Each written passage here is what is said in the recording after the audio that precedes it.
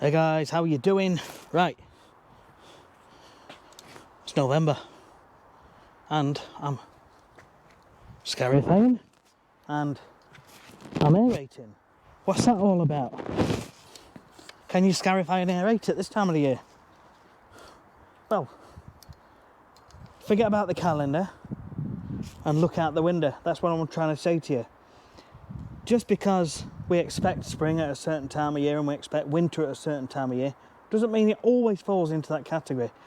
Times are changing, weather patterns are changing, and we seem to be getting milder and milder autumns, and it's carrying on for longer and longer and longer, and winter's just becoming a little bit less and a little bit warmer. So from my point of view, as long as you have got actively growing grass, which is 7 degrees and above, the grass can then recover. Now I always say you want about 6 weeks for the grass to fully recover following any scarifying. If it's scarified regular, your lawn will recover faster anyway, so it'll recover in about 3 weeks, 4 weeks. So I believe we're currently at about 14 degrees, that this lawn will recover in about 3 or 4 weeks, because this has been scarified twice already this year, once or twice, and we're doing it again with an aeration. So I'm pretty sure, I'm pretty confident that this will be just fine. Now the reason I'm doing it is because this lawn has had a history of disease in the lawn year after year after year, and it's because it's a fine fescue grass. The blades are really small and really thin, and they produce a lot of thatch every single year, and that thatch builds up like a thatch layer on top of the ground. It stops rain, air and nutrients from getting down, but it also traps the moisture, so it's holding on to moisture, and that damp environment increases the chance of getting disease in the lawn. Now this lawn suffers every single year 2 or 3 times with red thread and other lawn diseases. So we came up with a plan this year. We're going to do some things differently. So we're going to scarify more often, aerate more often, apply a wetting agent in the summer because it's quite sandy below, and put fungicides on. I think we've put 2 fungicides on. And out of all of this, the lawn has improved considerably. The customer's a lot happier. So he's happy for us to come in November to do a Scarify and aerate. Now, because Scarifying's done regular, I don't need to Scarify a lot. I don't need to Scarify heavily and rip loads out. Just a gentle teasing out. So that is all I'm doing with this one. But obviously I'm going to aerate first, and then we're going to Scarify, get it all picked up, and off we go. Let's crack on.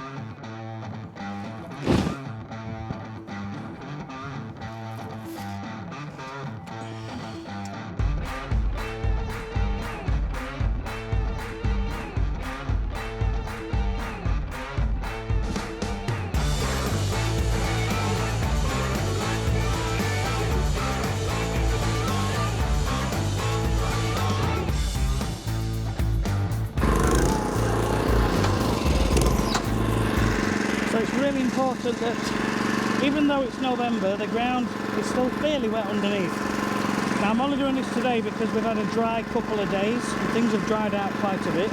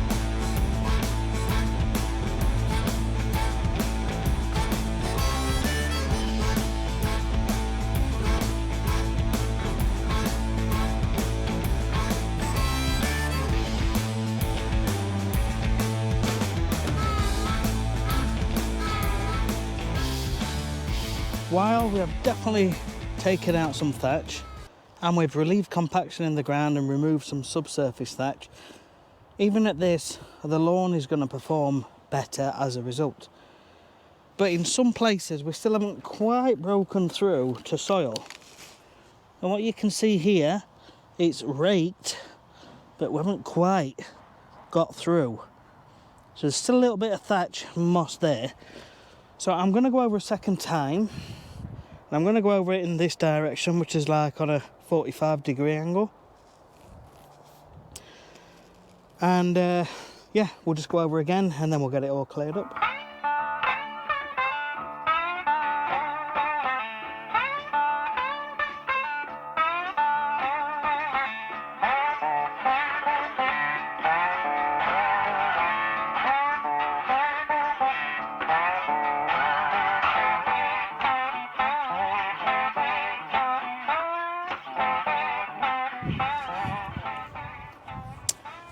Right, that's it, all done.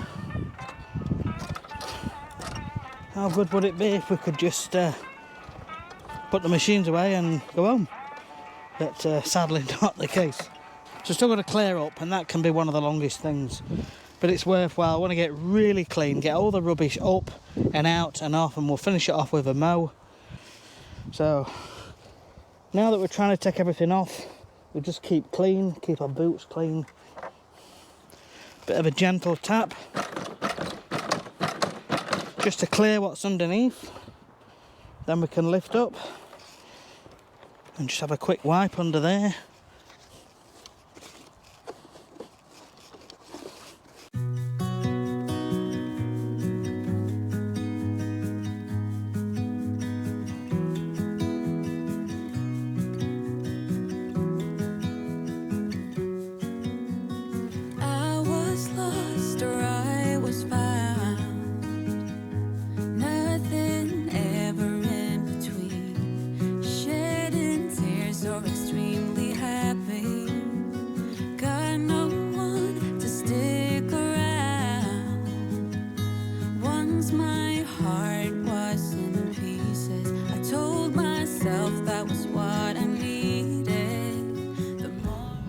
Right, so look at that and be honest. Did that need doing or what? Well, it obviously did. All of that nestled on the ground, in and amongst the blades of grass, stopping it from being healthy. So it's definitely worth doing. So, are you going to come and give his hand clear up? No? Right, well, I'm going to bag these up in black bags. Now, I've got some black bags here. I've got 3 packs of black bags like that, which I've been using for at least a year. So they get reused. Now, I could use the big ton bags, but I haven't got a lot of room in the van today. And plus, some of this is going to be going in my garden waste bin later on, because it's bin day tomorrow. Just a case of bagging up. Now, when I was young and super fit and not groaning every time I moved, I'd do it like this, like a dog. This is my dog manoeuvre, and it is quite quick. So keep your health up. But you'll see, as the day goes on, I'll be on my hands and knees and just scraping it in. Until they ran, give me a reason, give me a change, give me something to love, at least something I can make sense of. Give me freedom, give me faith, to ease my heavy heart, just some energy to feed up, and then get rid You coming to help or what? Guess not.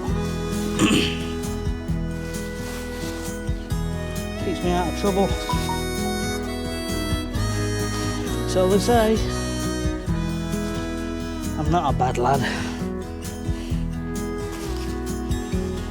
Give me a reason, give me a chance. La la la.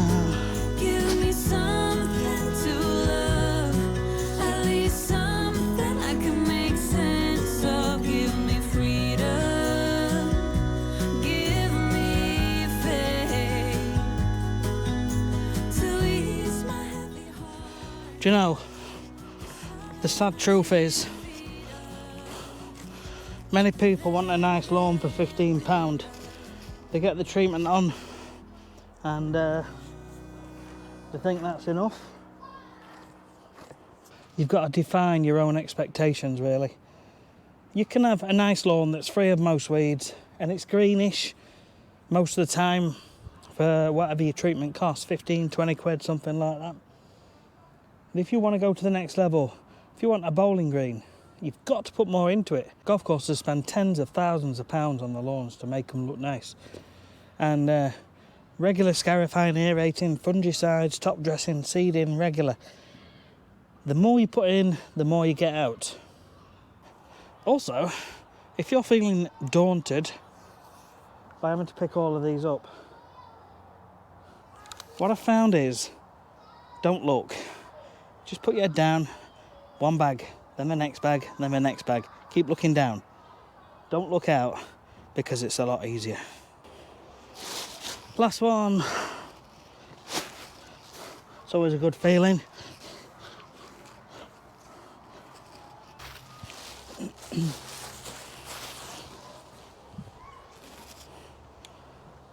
So you might be wondering, what do we do with waste? Well, end of the day, it's garden waste, so it can go back into garden bins.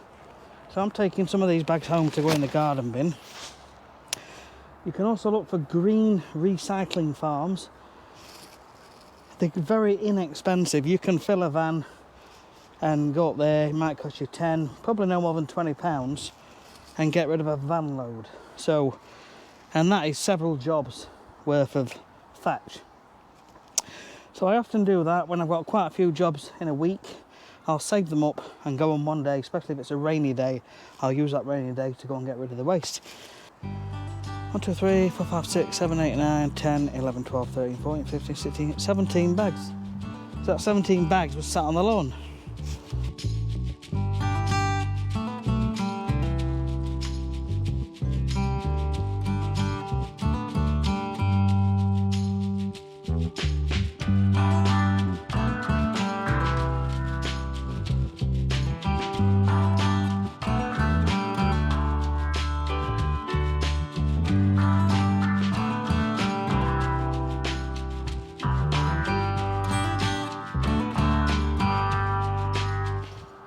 So, what do you think?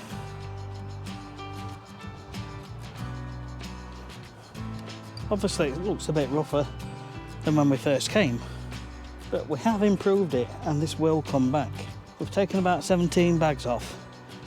Why have I bothered to scarify and aerate this lawn in November?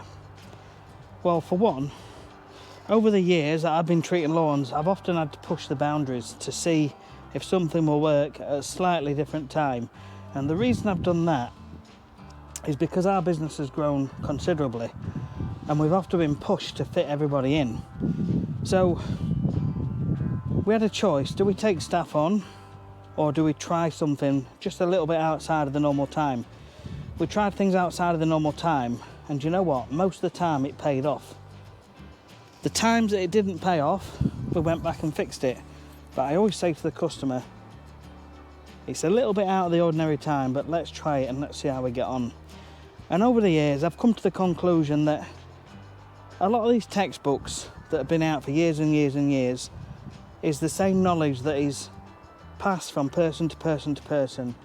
And the vast majority of lawn professionals will all follow a similar set of rules. But I've always had to push the boundaries a little bit. Doesn't mean I'm right, but most of the time things have turned out okay. Now, yes, we're in November, but you shouldn't look at that too much. You should look at the temperature and the weather. So the temperature at the minute, if you have a look at my phone, okay, 15 degrees.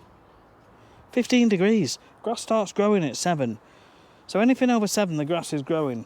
So it means it's going to keep growing and recover from the scarifying. I believe there's at least another 3 or 4 weeks of reasonably nice mild weather, at least above 7 degrees, which means the grass can recover. And because this lawn is done regular, it means it doesn't get as stressed out as a lawn that is scarified once every 3 years. So it will recover faster, and it doesn't look as bad when it's been done. So I'm saying to you, check your weather, check the temperatures. Do you foresee the next 2 or 3 weeks of at least sort of 7 to 10 or 12 degrees? If so, and you've got at least 2 or 3 days of dryish weather, if you want to do it, do it. Maybe just go steady, but it will come back. But always look at the weather and what's forecast for the next few weeks. You cannot go by textbooks all the time. They can give you a guide, but the weather is changing. The weather is changing a lot. So follow the weather, follow what you believe in your head. I'm telling you that if it's at least this sort of temperature, between 7 and 12, 13 degrees, you're good to go. As bizarre as it sounds. And even with grass seed, even now, you chuck some grass seed down and cover it over, it's going to germinate and it's going to come through. It may not get quite so thick, and it may slow down and not come through as fast. After a few weeks, it will have come through enough, and it will just gradually thicken up over winter. If it's in shade though, that's a different matter, because it will come through and then thin off again. But you don't want it to get too bad, so there's no harm in chucking some seed on. Any questions, comments, pop them down below. Like I say, I don't know everything, but I know enough, and most of it is self-taught over the past 20 years. And the stuff I do works, and it's all come from testing and pushing the boundaries. Thanks for watching. Please remember to give us a thumbs up, subscribe to the channel. We'll see you guys on the next one.